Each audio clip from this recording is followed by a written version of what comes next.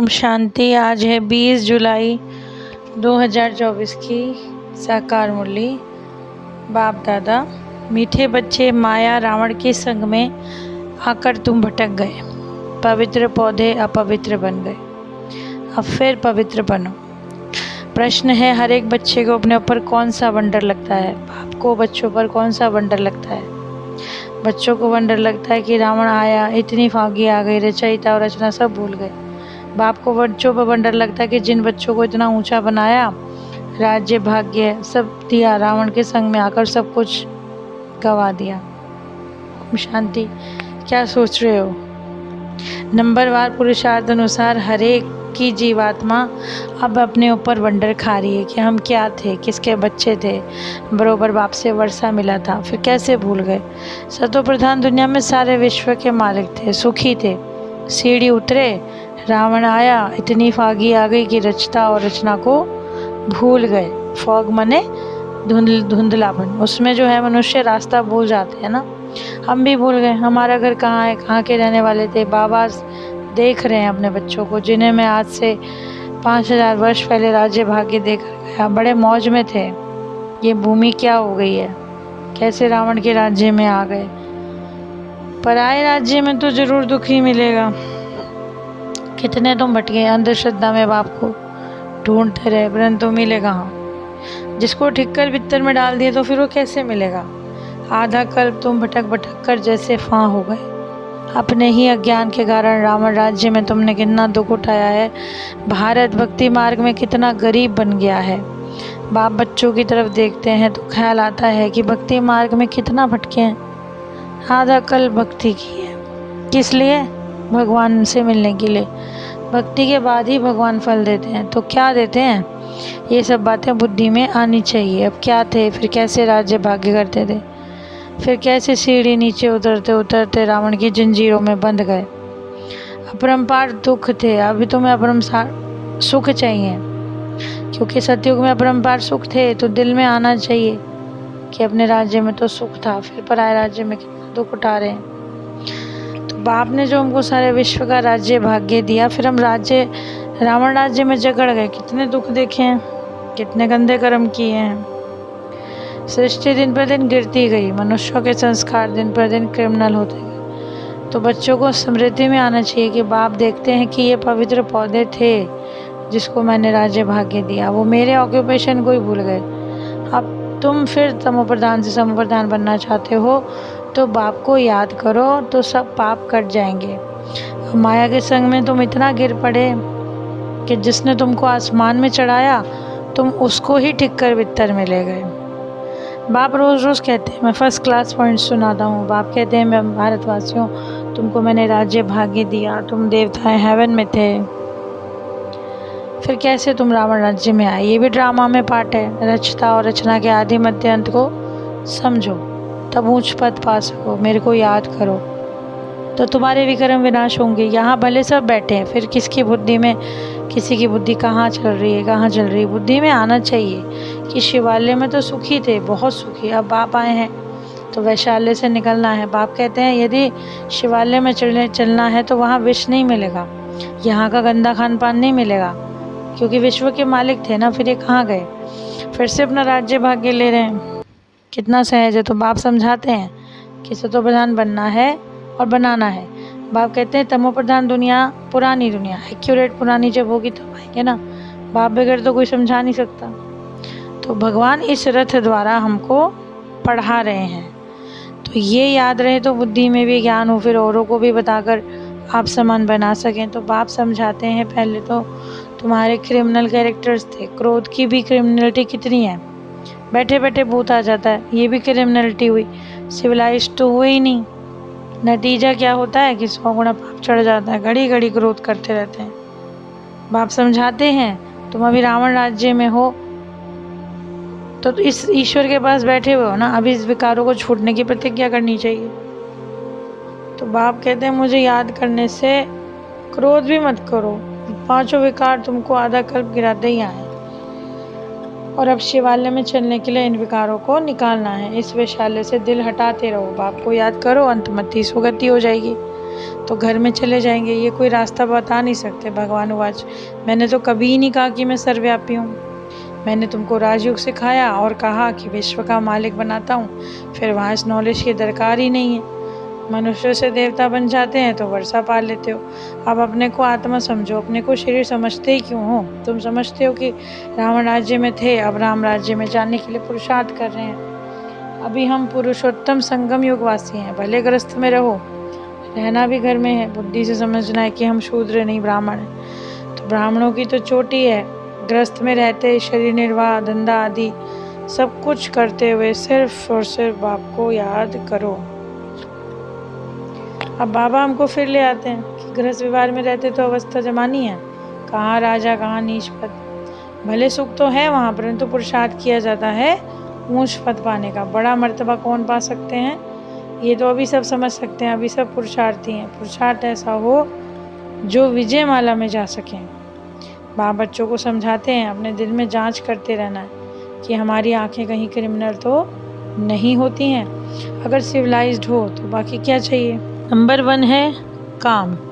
Criminal आई बड़ी खराब है, इसलिए नाम है क्रिमिनलाइज्ड। सिविलाइज्ड बेहद का बाप बच्चों को जानते तो हो ना कि क्या कर्म करते हैं, कितनी सर्विस करते हैं। फलाने की क्रिमिनलाइज अभी तक गई नहीं, आगे चलकर और भी एक्यूरेट लिखेंगे। खुद भी फील करेंगे कि हम तो इतना समय झूठ बोलते आए, गिरते आए, ज्ञान जरा भी बुद्धि में बैठा नहीं था। यही कारण था जो हमारी अवस्था नहीं बनी। बाप से हम छिपाते थे, ऐसे बहुत बातें छिपाते हैं। जब सर्जन से 5 विकारों की बीमारी छिपानी नहीं है, सच बताना है, हमारी बुद्धि इस तरफ जाती है, शिव बाबा तरफ तो नहीं जाती। बताते ही नहीं है कि वो वृद्धि को पाती रहती है। बाप समझाते हैं, बच्चे देही अभिमानी बनो, अपने को आत्मा समझो। आत्मा भाई भाई है। तुम कितने सुखी थे जब पूज्य थे, तो अब दुखी बनकर पुजारी बन पड़े हो। तुमको क्या हो गया? मैंने तुमको सतो प्रधान बनाया था, तुम्हारा बेड़ा पार किया, फिर तुमको तमो प्रधान किसने बनाया? रावण ने। तो बाप समझाते हैं कि राज्य भागे देकर गया। भारतवासी बहुत खुश में थे, कोई स्थायी नहीं। क्रिश्चियन भी कहते हैं ना पैराडाइज, चित्र भी देवताओं के, उनसे तो पुरानी कोई चीज़ ही नहीं है। तो पुराने से पुराने लक्ष्मी नारायण होंगे, इन्हीं की कोई वस्तु होगी। और सबसे पुराने हैं श्री कृष्ण, नए से नया भी श्री कृष्ण, क्योंकि पास्ट हो गया ना। तुम गोरे थे फिर सांवरे बने, सांवरे कृष्ण को देखकर बड़ा खुश होते हैं, झूले में सांवरे को झुलाएंगे। उनको क्या पता कि ये गोरा कब था। कृष्ण को कितना प्यार करते हैं। राधे ने क्या किया? बाप कहते हैं तुम यहाँ सत के संग में बैठे हो, माया बड़ी प्रबल है, गज को ग्राहक कर लेते हैं। बेहद का बाप तो समझाते रहेंगे, देहाभिमान में आने से अपना नुकसान करते हो, पद भ्रष्ट हो जाता है, क्रोध लोभ से क्रिमिनल आई है। आँखों से जो चीज़ देखते हो तब तो लोभ होता है। बाप आकर अपना बगीचा देखते हैं कि किस किस्म किस्म के फूल हैं, यहाँ से जाकर फिर उस बगीचे में फूलों को देखते हैं। शिव बाबा को भी फूल बरोबर चढ़ाते हैं। तो अब तुम हो निराकार चैतन्य फूल, तुम अभी पुरुषार्थ करके ऐसा फूल बनते हो। बाबा कहते हैं, मीठे बच्चों, जो कुछ बीता उसको ड्रामा समझकर उसे सोचो नहीं। कितनी मेहनत करते हैं, होता तो कुछ भी नहीं है, ठहरता नहीं। अरे प्रजा भी तो चाहिए ना, थोड़ा भी सुना तो प्रजा तो हो गई, प्रजा तो ढेर है। ज्ञान कभी विनाश को नहीं पाता, एक बार भी सुना तो शिव बाबा है तो भी बस प्रजा में आ जाएंगे। अंदर में तुम्हें ये स्मृति रहनी चाहिए कि हम जिस राज्य में थे वो हम फिर से पा रहे हैं, उसी के लिए पूरा पुरुषार्थ करना चाहिए। बिल्कुल एक्यूरेट सर्विस चल रही है। अच्छा, प्राण प्यारे बाप दादा प्रति याद प्यार, हम बच्चों का, मीठे मीठे सीखे लदे बच्चों का बाप दादा प्रति याद प्यार और गुड मॉर्निंग। रूहानी बच्चों की रूहानी बाप को नमस्ते।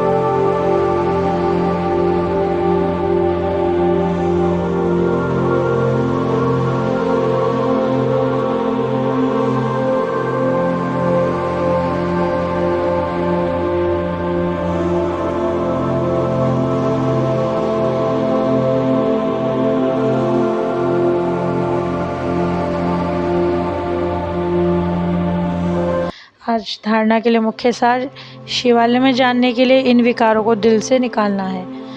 इस वैशाल्य से दिल हटाते जाना है, शूद्रों के संग से किनारा कर लेना है। जो कुछ बीता उसे ड्रामा समझकर कोई विचार नहीं करना। अहंकार में भी कभी नहीं आना है, कभी शिक्षा मिलने का फंक नहीं होना। तो आज का वरदान है, खुशियों के खजाने से संपन्न बनकर दुखी आत्माओं को खुशी का दान देने वाले पुण्य आत्मा भव। बाबा ने कहा, आप खुशियों के खजाने से खुद संपन्न बन जाओ ताकि दुखी आत्माओं को आप सहारा दे सको, क्योंकि इस समय दुनिया में हर समय दुख है, आपके पास हर समय की खुशी है। सबसे बड़ी खुशी क्या है? बाप की। तो दुखी आत्माओं को खुशी देना ये सबसे बड़ा पुण्य है। दुनिया में खुशी के लिए कितना समय संपत्ति खर्च करते हैं, और आपको तो ये अविनाशी खुशी का खजाना मिल गया। अब जो मिला है उसे बांटते जाओ। बांटना माने बढ़ना। जो भी समझ में आए वो अनुभव करे कि इन्हें तो कोई श्रेष्ठ प्राप्ति हुई है जिसकी इन्हें खुशी है। आज का स्लोगन, स्वयं अनुभवी आत्मा कभी भी किसी भी बात से धोखा नहीं खा सकती, सदा विजयी रहती है। बाबा ने कहा, जिस आत्मा को अनुभव मिले हैं वो किसी भी बात में धोखा नहीं खाती। तो आज की मूल्य अनुसार हमारी जीवन जीने की कला जो बाबा ने हमको सिखाई, कि बाबा कहते हैं आपके पास है बाप से मिलने की अविनाशी खुशी, क्योंकि बाबा ने आपको अपना परिचय देके अपना बना लिया। और अब आप जो अपवित्र थे पूरी दुनिया के, जो आपको बाबा मालिक बनाने के लिए आया है, तो उसके लिए आपको क्या करना है? पवित्र बनना और बनाना है।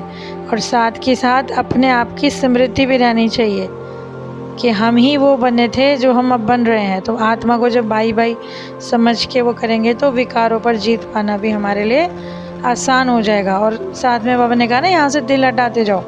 ये ना हो कि यहाँ दिल रह गई किसी चीज़ में, तो औरों के संग से भी अपने आप को बचाना है।